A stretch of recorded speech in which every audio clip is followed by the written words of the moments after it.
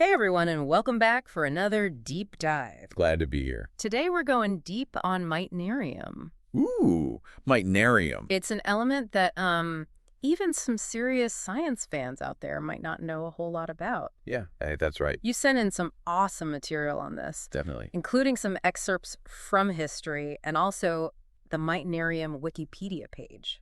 I'm ready to dive in. So it seems like you're ready for some serious chemistry today. For sure.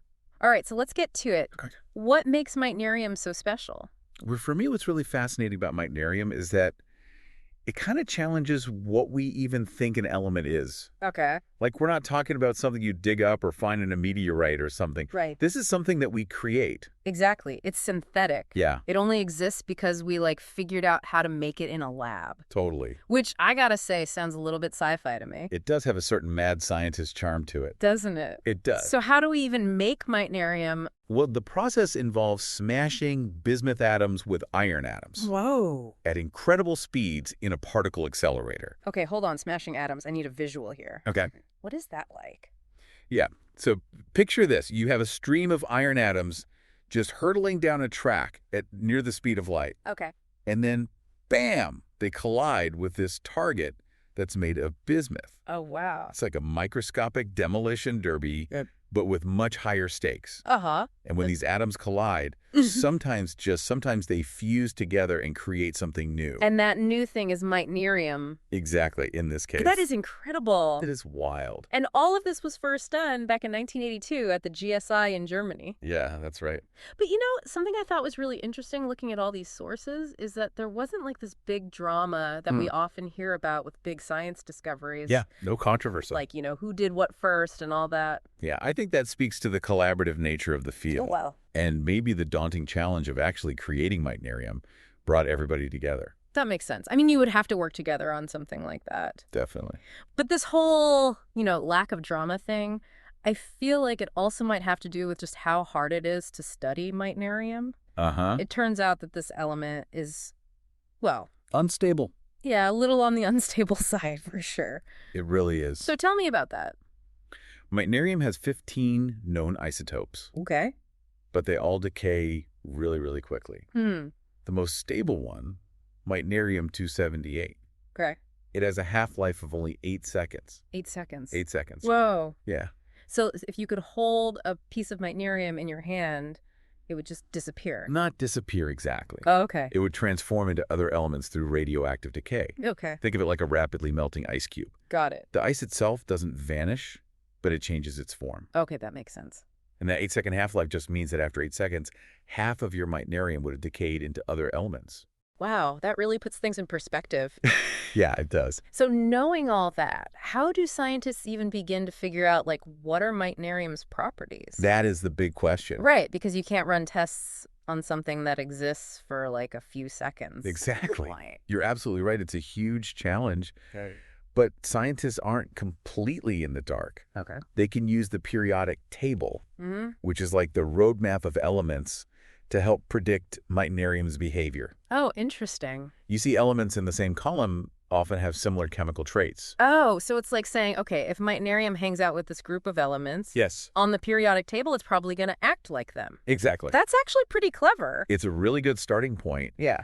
And based on this, scientists predict that Mitnerium would probably be a solid metal at room temperature. Okay. And since it's in the same family as platinum, they think it might be dense and resistant to corrosion, just like platinum is. But there are also some predictions that Mitnerium might have unusual oxidation states, Okay. meaning it could be a bit more reactive than its platinum cousins. Okay, but hold on. Reactivity is one thing. Yeah. I get how gold doesn't tarnish easily, but how does that even work with something that's so short-lived like Mitnerium?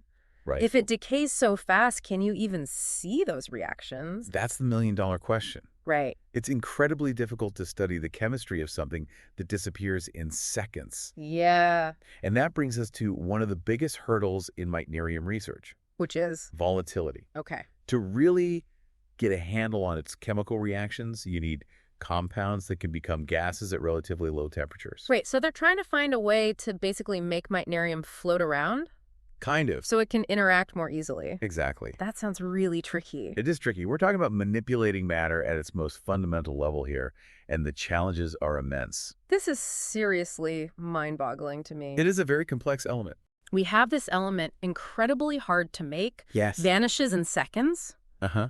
and yet scientists are still determined to figure out its secrets. Absolutely. I'm starting to understand why you said it challenges the definition of what an element is. It really does. I mean, it raises questions about the limits of our understanding Yeah. and the lengths that we'll go to push those limits. So after all of this, why should we care about an element that basically exists for a few seconds? Mitnerium represents more than just a box on the periodic table. Okay. It embodies our quest to unravel the mysteries of the universe, Hmm. even when those mysteries are fleeting and incredibly challenging to study. So maybe it's less about what Mitnerium is right now and more about what it represents. Yeah. The potential The potential for scientific discovery. for scientific discoveries, Yeah. even in the face of what seems like impossible odds. Exactly. And who knows what doors might open if we could unlock its secrets. Speaking of unlocking secrets, there's one thing I keep coming back to. What's that? If we could somehow stabilize Mitnerium, Okay.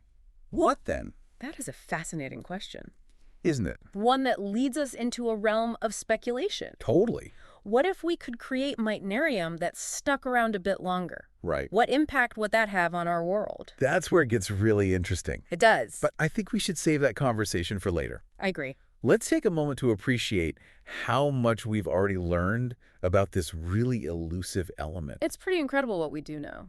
It is. It really speaks to the ingenuity and dedication of scientists worldwide, Yeah. working atom by atom to piece together the story of Mitnerium. It's amazing. It is. All right, so we are going to take a quick break. That sounds good. And when we come back, we will discuss what a world with stabilized Mitnerium could look like. Can't wait. I'm really excited about this conversation, so stay with us. It really does feel like we're standing at the edge of this new frontier. Yeah. And Mitnerium is our gateway. Just imagine the possibilities if we could somehow tame its fleeting existence. I am so hooked right now. Let's go down that rabbit hole. All right. Okay, so let's say hypothetically we could create Mitnerium that was stable. Okay. What kind of world are we talking about? Well, first, let's consider those predicted properties we talked about before. Okay. Remember, it's likely to be a very dense, corrosion-resistant metal. Right. Perhaps even tougher than platinum. Oh, right. We touched on that earlier. So Yeah. are we talking stronger, lighter materials? Yeah. Maybe revolutionizing construction or aerospace engineering? Exactly. Imagine spacecrafts built with Mitnerium alloys, Oh, wow. capable of withstanding the harsh conditions of deep space travel. Yeah. Or skyscrapers that could endure earthquakes and extreme weather events. That's amazing to think about. It is pretty wild. But what about beyond those big structural applications? Right. Could stabilized Mitnerium impact fields like medicine? It's certainly plausible. I mean, right now we use radioactive isotopes in medical imaging and cancer treatments. Right. But these isotopes have their limitations. Yeah. Imagine if we could harness Mitnerium's unique properties. Okay. Its potential for targeted radiation therapy or even creating new diagnostic tools. That would be revolutionary. It would. It's like we're talking about rewriting the rules of what's possible in healthcare. Yeah, it's really exciting to think about. It is. And we're just scratching the surface here. Right. Who knows what kind of unforeseen applications might emerge once we can truly study and manipulate this element. Yeah. It's like having a brand new set of Legos Okay. with completely unknown building potential. I like that analogy. Yeah. Okay, but let's be realistic for a sec. Okay. We've been talking about stabilizing Mitnerium like it's just a matter of flipping a switch. Hmm. Is that a bit of a leap? You're right to bring us back down to earth. Okay. Stabilizing Mitnerium is a monumental challenge. It Yeah. might even be impossible. But that doesn't mean we should shy away from exploring these possibilities, Right. from asking, what if? It's that spirit of what if that really drives scientific progress, right? Absolutely. And even if we never manage to actually stabilize Mitnerium, Yeah, the pursuit itself will probably yield valuable knowledge and insights. that's a good point. Yeah. So stepping back from our hypothetical stabilized Mitnerium future, Okay. what can we learn from the element as it exists right now? Mitnerium's very existence is a testament to human innovation. Okay.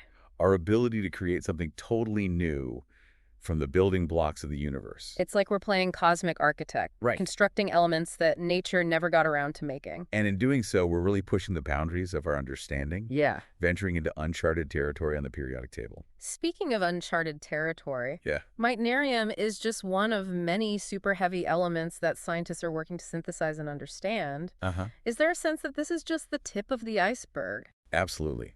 The realm of super heavy elements is a vast and largely unexplored frontier. Wow. Each new element we create opens up a whole new set of questions and possibilities. Yeah.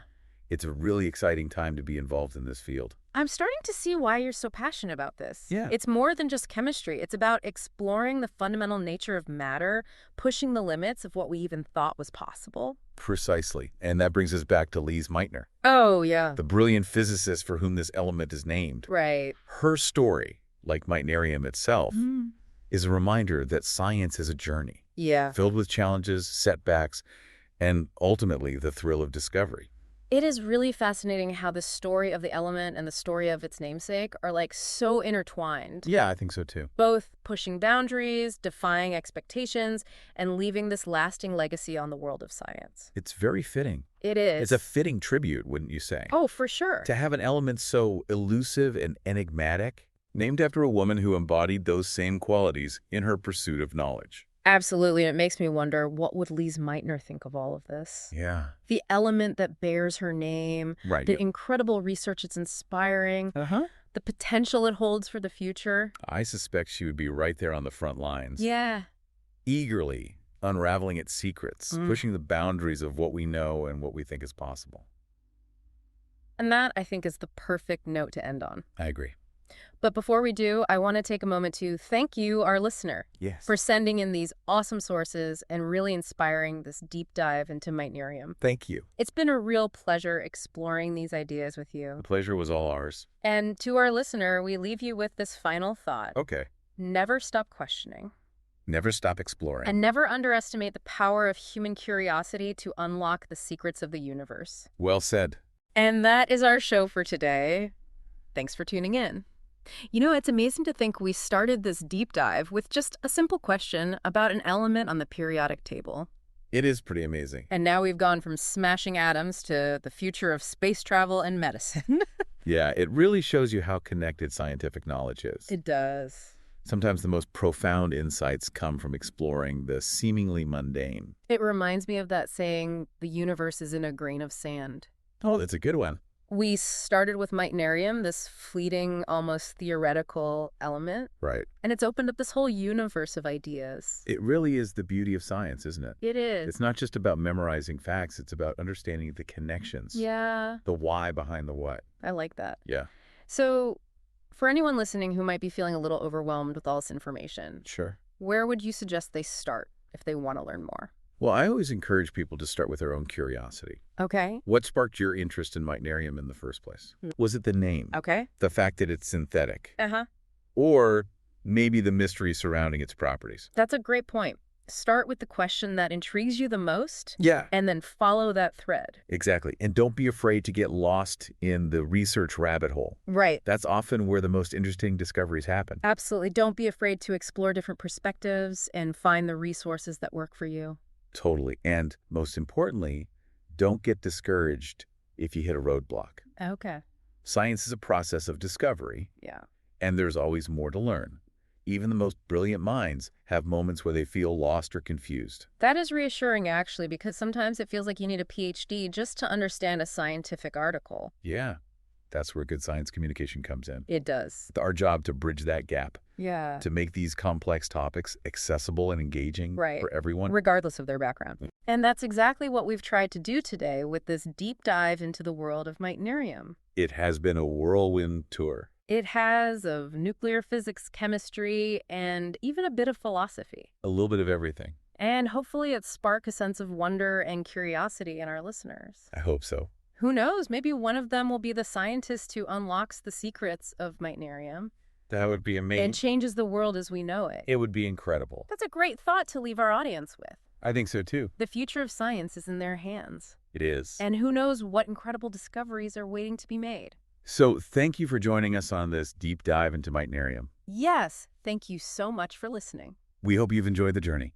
And until next time, keep those curious minds engaged. And never stop exploring. And never stop exploring the wonders of our universe. I'll see you next time. See